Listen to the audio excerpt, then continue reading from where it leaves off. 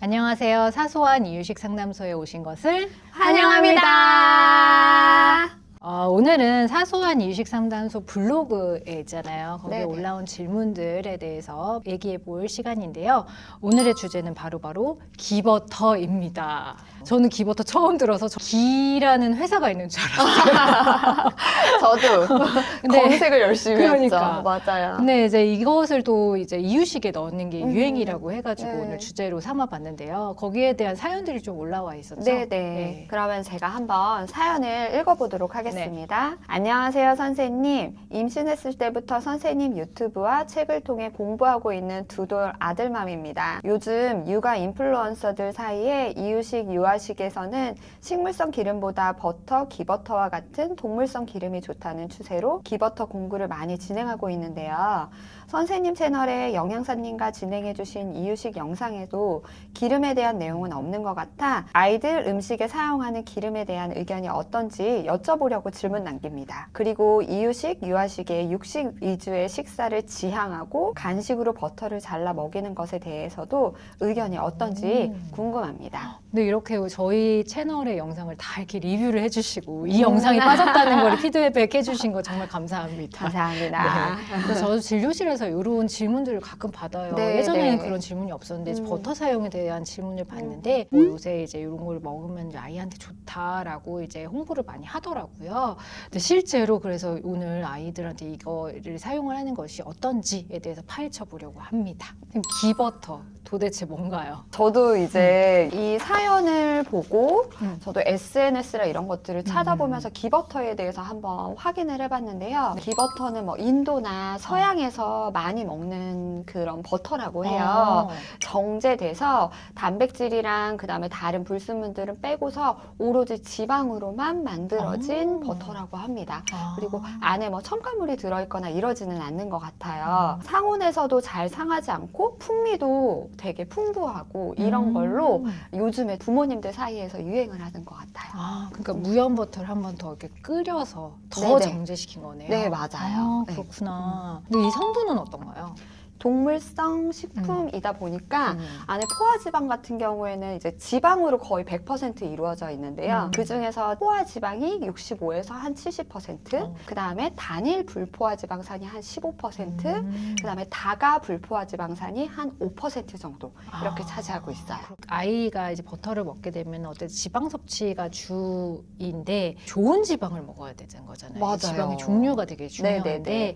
이 말씀해주신 것 중에서 불포화 지방산 네. 이 우리 아이 두뇌 발달에 굉장히 중요한 이제 영양 성분이잖아요. 네. 특히 불포화 지방산 중에서도 오메가 3, 오메가 6 섭취가 되게 중요한데 네네. 아이들한테서는 오히려 기버터는 말씀하신 거 들어보니까는 불포화 지방산보다는 포화 지방산이 주인 네. 것 같아요. 그러면은 이제 아이들한테 좀 필요한 지방산의 섭취로는 좀 알맞지 않은 거 아닌가요? 결론부터 다시 말씀을 드리자면은 네네네네. 손쌤이 말씀하신 것처럼 맞아요. 왜냐하면 포화지방 같은 경우에는 체내에서 사용하는 게 에너지 원으로만 사용이 되거든요.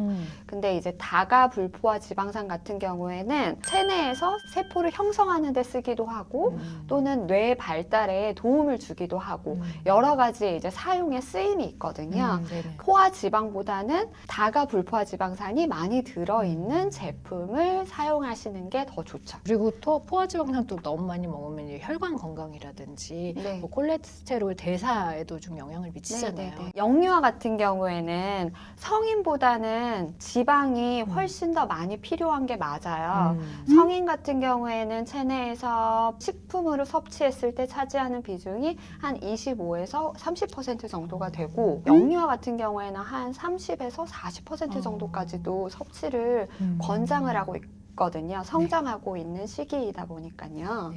그런데 이 중에서 차지하는 비중이 포화지방이 많다 이러면 이제 에너지원으로만 쓰이게 되고 그리고 말씀하신 것처럼 소화도 좀 어렵고 한데 다가 불포화지방산이 풍부한 음식 같은 경우에는 다른 쓰임이 되기 때문에 되도록이면 포화지방산보다는 다가 불포화지방산이 많이 함유되어 있는 식품을 선택해서 주시는 게 더 좋아요. 네. 그러니까 아까 말씀하셨듯이 성인보다는 이제 영유아에서 지방 필요량이 좀 많다고 말씀을 해주셨는데 사실 영유아기는 모유분유를 먹잖아요. 맞아요. 그래서 모유 분유에 충분한 이런 다가불포화 지방산이라든지 아이한테 필요한 지방산이 충분하게 들어가 있기 때문에 구태여 이식 초기에 이 음식으로부터 이런 지방 섭취를 늘려주거나 이럴 필요는 없다고 저는 생각을 하거든요. 네, 맞습니다. 이식 초기에는 좀 이제 모유 분유를 좀 더 충분히 먹는 거에 좀 집중을 해도 되겠다 이렇게 말씀을 전 드리는 편이고요. 만약에 기름을 좀 사용을 하고 싶다 그러면은 오메가6나 오메가3가 좀 풍부한 다가불포화 지방산이 좀 풍부한 이런 기름을 사용하는 게 좋잖아요. 네. 그래서 보통 저희가 이유식할 때 뭐 참기름이라든지 들기름이라든지 네, 맞아요. 뭐 올리브유라든지 카놀라유 뭐 이런 것들 식물성 네. 기름을 좀 사용하는 걸 추천을 했는데 그런 부분도 말씀해 주시면 좋을 것 같아요. 요즘에 유행하는 기버터보다 들기름, 말씀하신 참기름, 카놀라유, 올리브유 이런 것들이 훨씬 더 아이들한테는 몸에도 좋고 소화도 잘 되고 두뇌 발달에도 더 네, 도움이 네. 되고요. 지금 표에서 보시는 것처럼 음. 기버터는 포화 지방산이 훨씬 더 많이 들어있고요. 체내에서 쓰임새가 많은 다가불포화 지방산이나 단일 불포화 지방산이 적게 들어있는 편이고요. 들기름, 카놀라유, 올리브유, 참기름 보시면은 포화 지방산은 적으면서 단일 불포화 지방산과 다가불포화 지방산이 이제 많이 함유되어 있어요. 이런 질문도 많이 하셔요. 버터는 가열을 해도 이게 더 풍미도 살아나고 막 이렇게 지방산이나 이런 것들이 유지가 되기 때문에 이제 좀 먹인다. 참기름이나 들기름 이런 거는 사실 이제 가열을 했을 때 좀 파괴가 된다 이렇게 많이 알고 계시거든요. 네. 그래서 버터를 또 사용을 해야 되는 거 아니냐. 뭐 다른 기름을 사용할 때 좀 주의할 점, 가열했을 때 주의할 점 이런 것도 많이 물어보시거든요. 동물성 식품 같은 경우에는 가열하면은 파괴되진 않아요. 왜냐면은 성분 자체가 포화지방산이 많기 때문에. 우리 튀김 같은 거 하는 네, 것처럼. 맞아요. 포화지방산이 많이 들어있을수록 열을 가해도 파괴되지는 않는데요. 들기름이나 이런 것들 안에는 다가불포화지방산과 그 다음에 단일불포화지방산이 많기 때문에 당연히 열과 뭐 빛이나 아니면은 산소에 노출되면 산화가 되기 쉬워요. 네네네. 그래서 사용 방법은 이유식이나 아니면은 유아기 때 아이들한테 제공을 해주고 싶으시면 모든 음식을 다 만들고 나서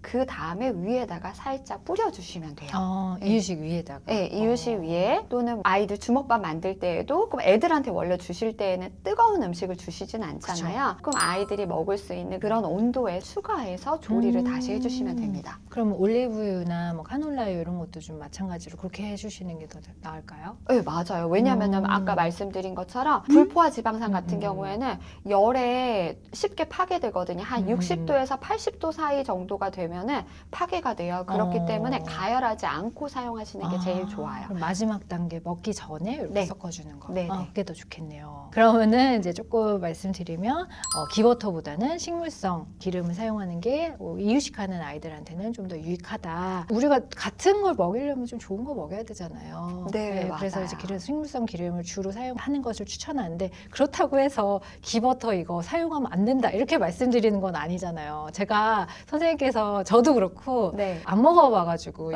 기버터를 안 먹어봐서 오늘 먹어보려고 준비를 해왔어요. 한번 먹어봅시다. 짜잔!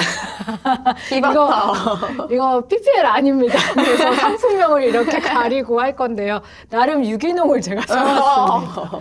버터를 조금 더 정제해서 네. 퍼보니까 좀 꾸덕꾸덕하더라고요. 네, 맞아요. 그래서 우리 한번 맛을 봅시다. 이렇게 해서 풍미는 있어요. 확실히 고소하고 이러지만 우리 아시잖아요. 몸에 나쁜 음식은 훨씬 더 맛있다는 사실. 이거 많이 먹어본 건데? 이거 뭐지? 옛날에 불량식품 많이 나 이거 되게 좋아했었는데, 이거. 그러세요? 문방구에서 많이 먹던 맛이에요.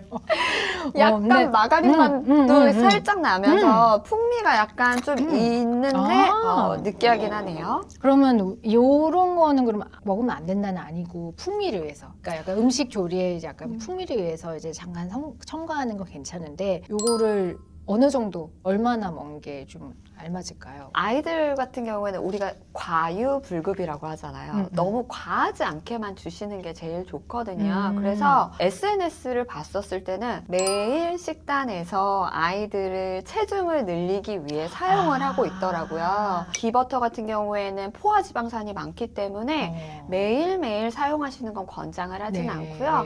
뭐 일주일에 한두 번 정도 아이들한테 뭐 특별식을 제공을 하거나 이럴 때 정도를 사용을 해주시면 돼요. 네.